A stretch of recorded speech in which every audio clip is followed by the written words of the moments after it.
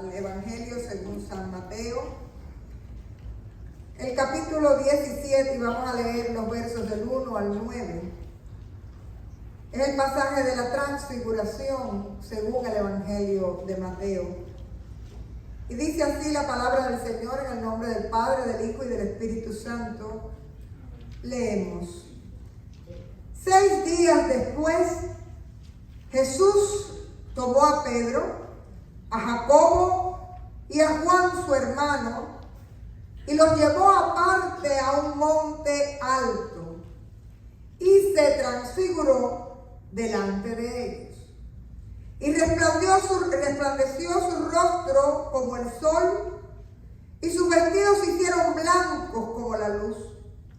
Y aquí les aparecieron Moisés y Elías hablando con él. Entonces Pedro dijo a Jesús: Señor, bueno es para nosotros que estemos aquí.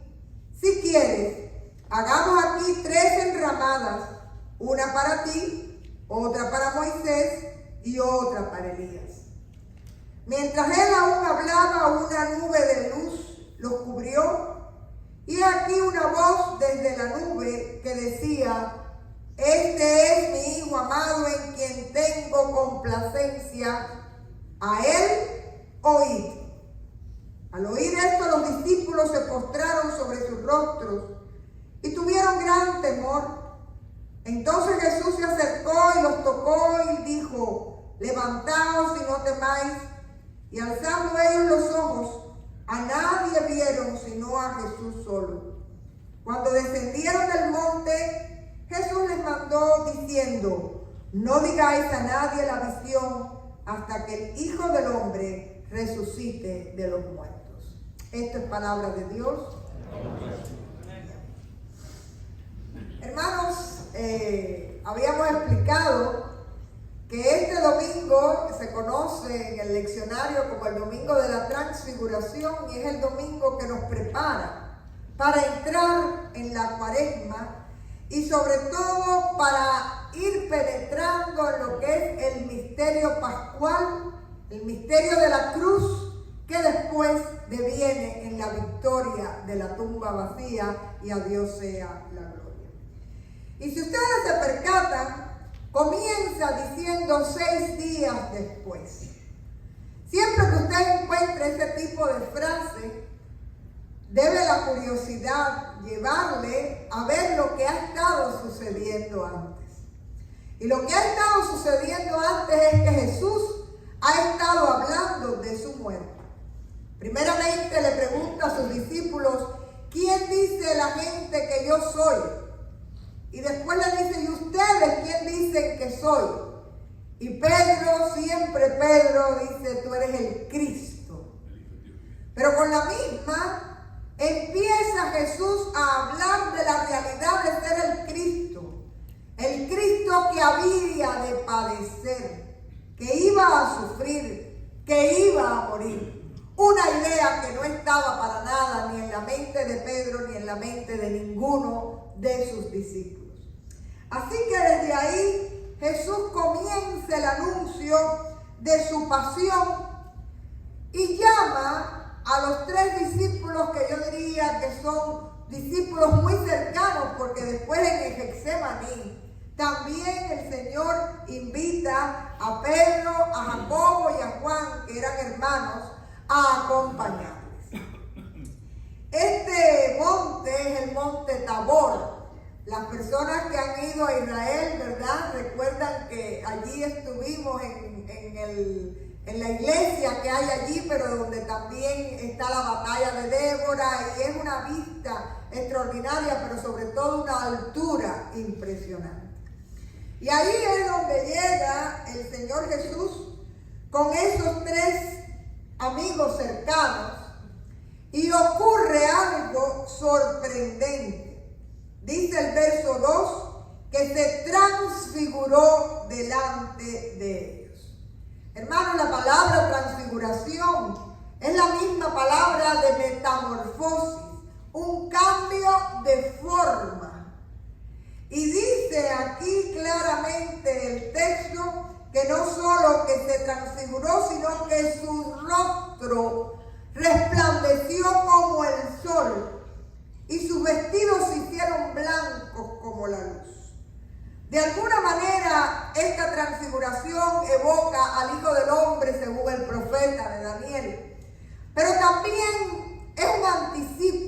la gloria del Señor, de la gloria de su resurrección y sobre todo cómo de alguna manera aquellos que vivimos tomados de la mano de Dios necesitamos muchas veces ser iluminados con su luz.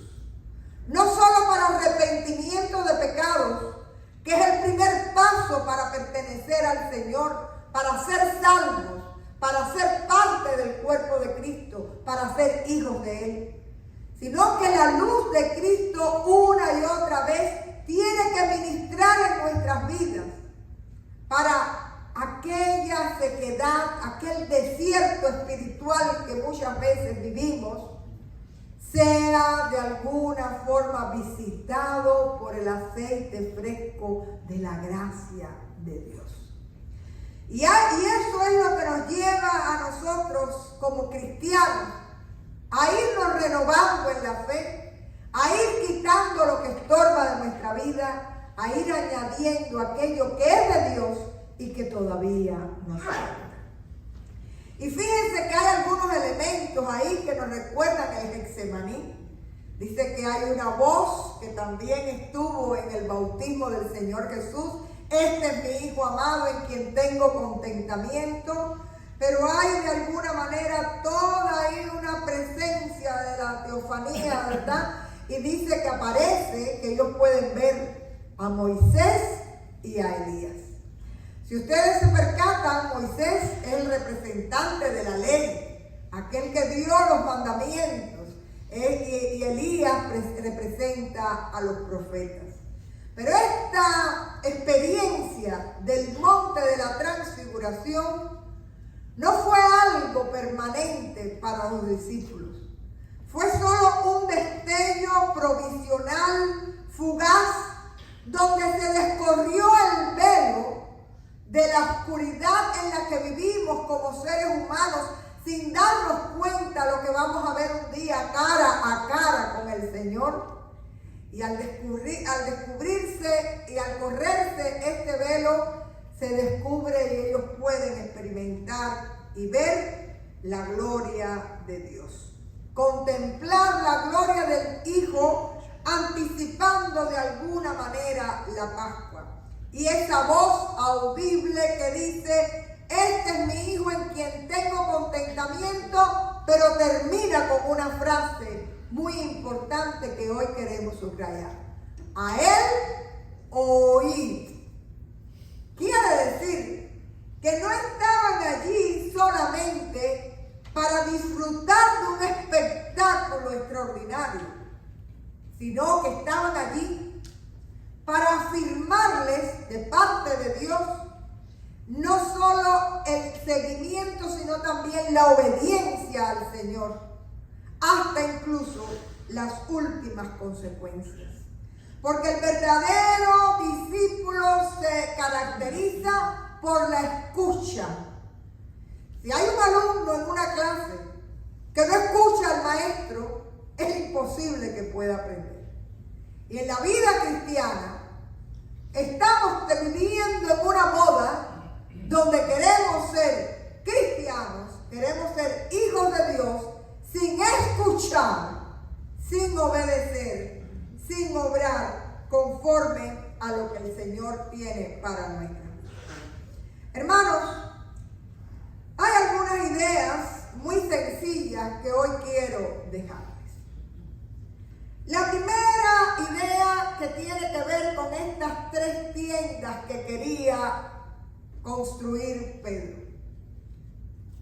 A veces hay momentos en la vida en que usted quisiera aislarse en su burbuja espiritual y no tener nada que ver con el mundo que le rodea. Hay momentos en los cuales realmente el mundo que nos rodea nos es gravoso y realmente no nos es grato. Yo no consumo, por ejemplo, el Grammy, pero después usted puede leer la información que trae los medios, donde, por ejemplo, en un evento como el Grammy, hubo presencia de iglesias satánicas y shows satánicos allí, para entre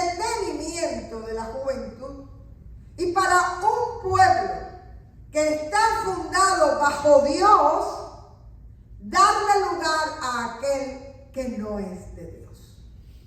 Este es el mundo en el que estamos viviendo. Un mundo donde una y otra vez usted quisiera construir las enramadas para aislarse y vivir allí en la cercanía con Dios y en el refugio con el Señor. Pero usted y yo hemos tenido privilegios en la vida que no son para quedarnos con ellos y guardarnos, sino que son para vivirlo, escuchar al Señor y ser luz donde quiera que estemos. Primeramente, y eso es una experiencia que usted tiene que buscar en su vida si nunca la ha tenido. Es la experiencia de la conversión, donde un día el Señor con su luz ilumina las profundidades de su vida, de su mente, de su corazón, y descorre el velo y tú te das cuenta que eres nadie, que eres indigno, pero que la sangre de la cruz fue derramada por ti y por mí, y que el amor del Señor te levanta, te rescata y te cubre. Y hay momentos que usted experimenta eso en la quietud. Hoy María Elena no está con nosotros, pero María Elena tiene un testimonio de conversión muy interesante. Ella dice que el pastor Raciel Vázquez le indicó que leyera un salmo, y en la quietud de su casa ella empezó a leer aquel salmo y empezó a llorar, y aquel llanto fue llanto de arrepentimiento, de entrega, y sobre todo diciéndole al Señor: yo me rindo a ti, yo quiero ser tuyo. Hay momentos en los que usted ha estado en un culto o donde una persona le ha hablado y hay un develar de parte de Dios, reconociendo, y por eso es que usted está aquí en esta mañana, porque de alguna manera el Señor le ha manifestado lo importante que tú eres para Él, pero sobre todo cuánto tú le necesitas para nacer de nuevo. Esa experiencia, si usted nunca la ha tenido, usted la puede tener hoy. Allí en su corazón decirle al Señor: Señor, yo te conozco de oídas, pero yo quiero verte. Yo quiero que mi experiencia de fe sea realmente una visitación poderosa de tu Espíritu y de tu gracia. Y cuando usted experimenta eso, mire, más nunca en la vida su vida puede estar de espaldas a Dios. Porque cuando usted está de espaldas a Dios, usted se siente tan mal que es el Espíritu Santo el que le va guiando y diciendo: esto no es de Dios, esto sí es de Dios. Incluso usted puede abrir su boca y que haya una palabra que salga de tu corazón porque tú eres así, pero que no viene del corazón de Dios, y el espíritu que se entristece es el tuyo, porque el Espíritu Santo mora en ti. Y yo les diría que esa experiencia, que es una experiencia de alguna manera de metamorfosis, de transfiguración, porque usted tiene que ir arrancando de su vida lo que estorba, y usted tiene que aprender a vivir, a hablar, a pensar y a testificar a la manera de Dios. Pero también hay momentos en su vida donde hay cansancio espiritual, puede haber sequía espiritual, puede haber indiferencia a tal punto de que estemos practicando el juego de ser iglesia, sin poder experimentar o recibir la unción, la presencia, la gracia renovadora y santificadora de Dios. Y esos momentos son muy peligrosos, porque a veces vamos jugando a ser iglesia de Jesucristo sin oír al Señor y sin dejarnos moldear por su presencia. Por eso yo creo que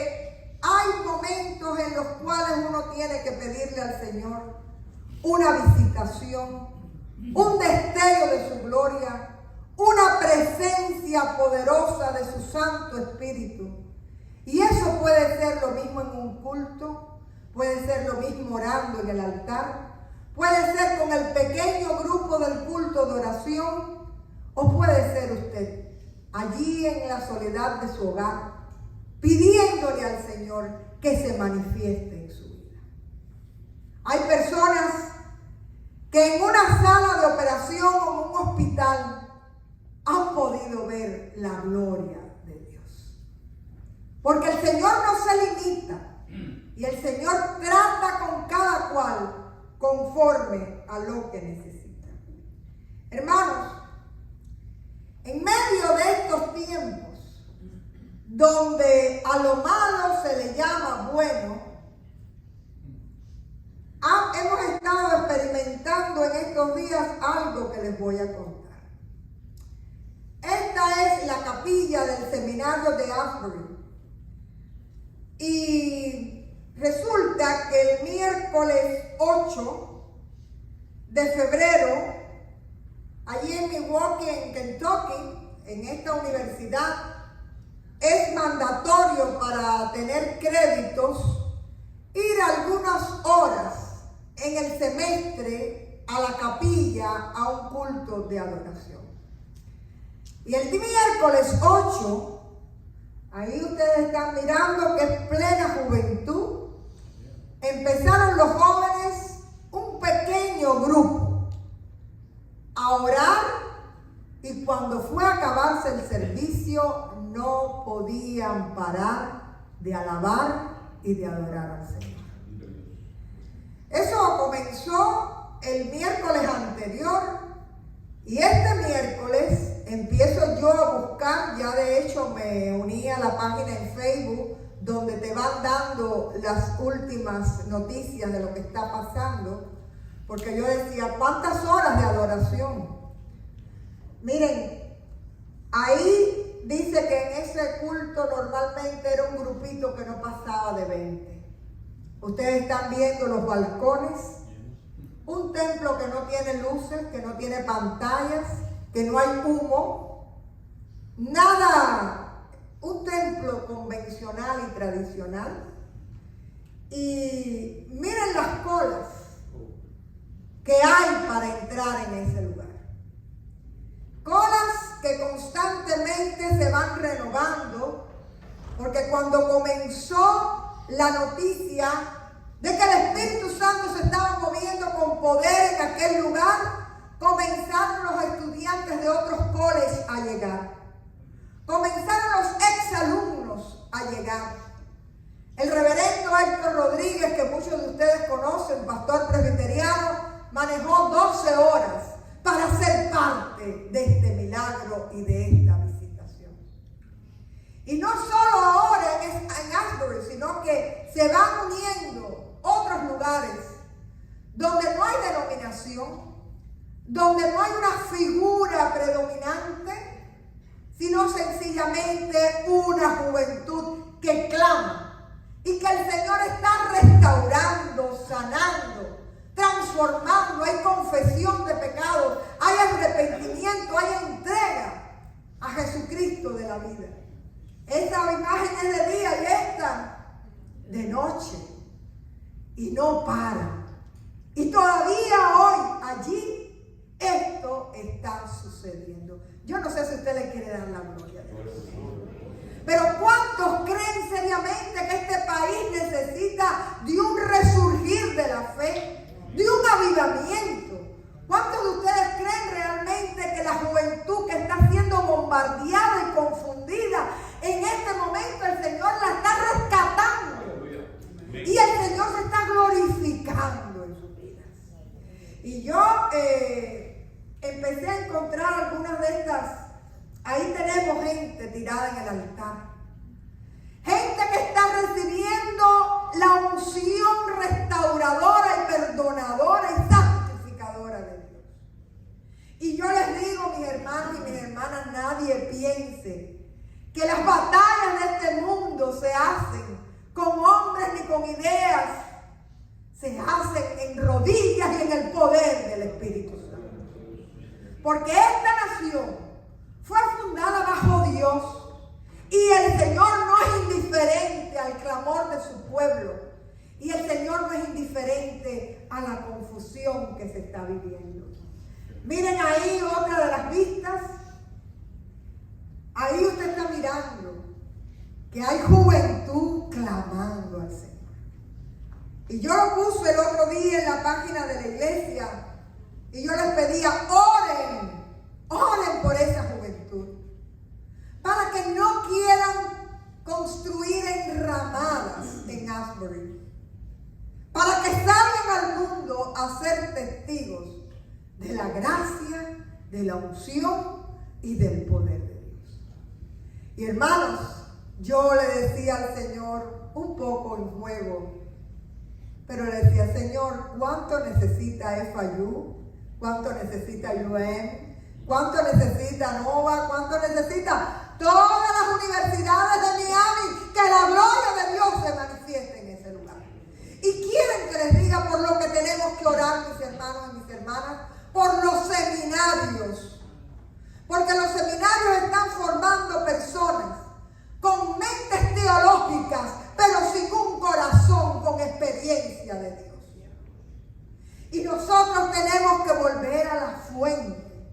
Nosotros tenemos que dejar que esta experiencia, donde de alguna manera se corre el velo y tú puedes ver la gloria y la presencia de Dios, sea una realidad.